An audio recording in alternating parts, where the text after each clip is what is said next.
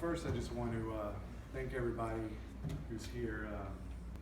It means so much to us. You took the time to come out here like this. Some of you I don't know, but I hope to meet tonight. Just wanted to say that. And also, I want to thank all you guys from St. Rita's. My mom and dad have, you guys have been a great source of comfort to them for what, over 40 years, right? Longer? Longer.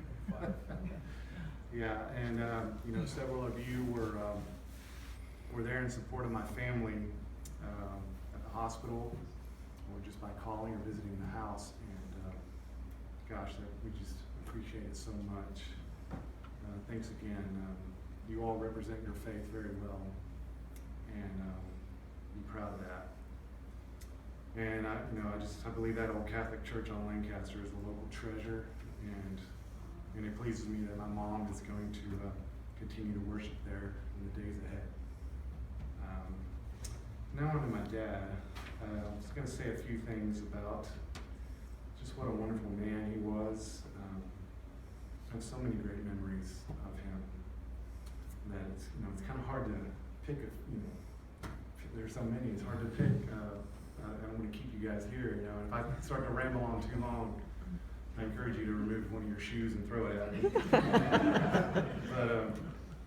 But I guess early as a child, he would get down on our level and just play games with us or toys. I think you can see that in some of the pictures out there on the photo board. He would just get down and just get on our level and associate with us and get involved. And I still remember that. And of course, he introduced us to the great game of baseball. That was something he never had to push us into. He just said, "This is baseball," and we took off with it, right? And we loved it so much, and we even let him coach us a little bit in Little League. He wanted to be a part of it, of course. And Chris went on to play at TCU, and that just brought so much joy to his life. And he was so proud of you, Chris. And gosh, those are some great memories that you made for him. Oh yeah, and I wrote here, we eventually got to a point, we used to play catch with us in the backyard, and we got to a point where we were throwing the ball too hard. I was just about to say that. So, grade, he couldn't catch us anymore. he would never admit it, but we could see it. And, so we wouldn't let up on him. We kind of felt bad. But he had so many hobbies. I can go on and on about. One of them was reading books, and he had a lot of books and magazines laying around the house, always. And I think that is what contributed to my love of books today. And here recently, he and I would often trade books and discuss them together, mostly history, presidential biographies, and military history.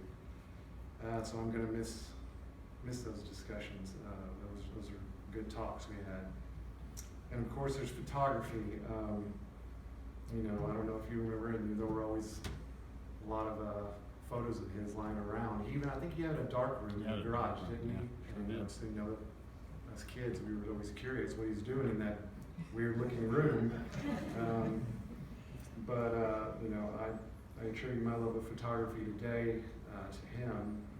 And, my little girls, Heather, I'm always shoving the camera in their face. I owe that to my dad, and they'll have me to thank for it later when they look back on all of them.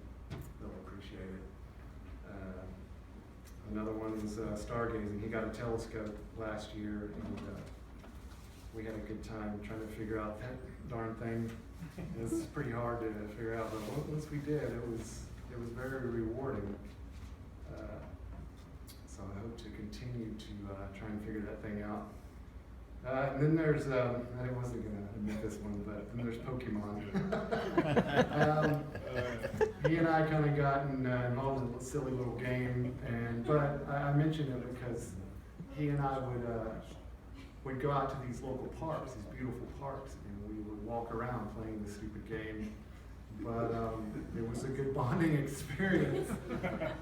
Just me and him walking around the park. He was getting good exercise. So was I. It was great, but those were good moments, and I'm proud to admit that that's what we were doing, and I'm very thankful for that game that brought us together like that. You know, he would often stop and see a tree, and he would identify it for me, and I'll miss those walks in the park. But overall, he was just a very caring and humble and very patient man.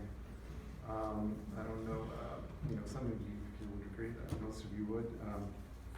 You know, though working as a pharmacist in retail, that would certainly test his patience. He told us many stories of some angry patients that would just drive him up the wall, but he persevered, you know. He had a duty and he stuck with it. And he was a good pharmacist and good customer service rep. And of course, his grandkids brought him the most joy these past few years. We did our best to bring them by whenever he asked. And when we did, he would fully embrace those beautiful moments. And it made me smile to see him smile. And we're going to miss him a lot.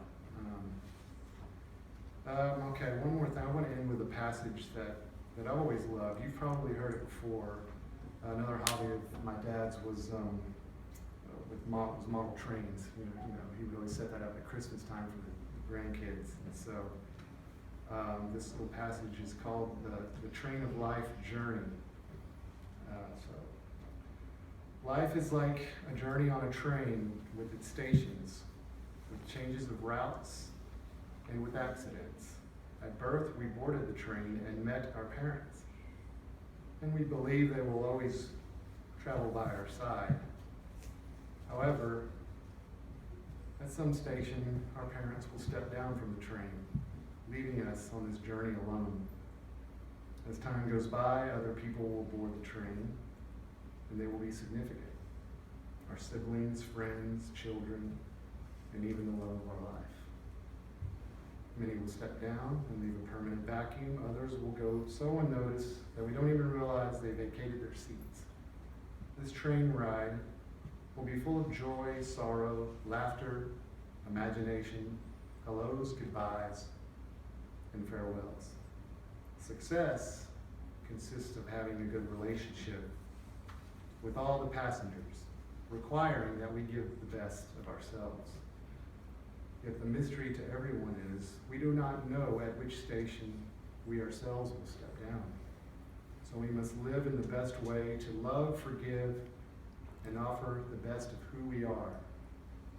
It is important to do this because when the time comes for us to step down and leave our empty seat, we should expect to leave behind many beautiful memories for those who will continue to travel on the train of life. So be thankful for the journey. And lastly, I thank you all for being one of the passengers on my train.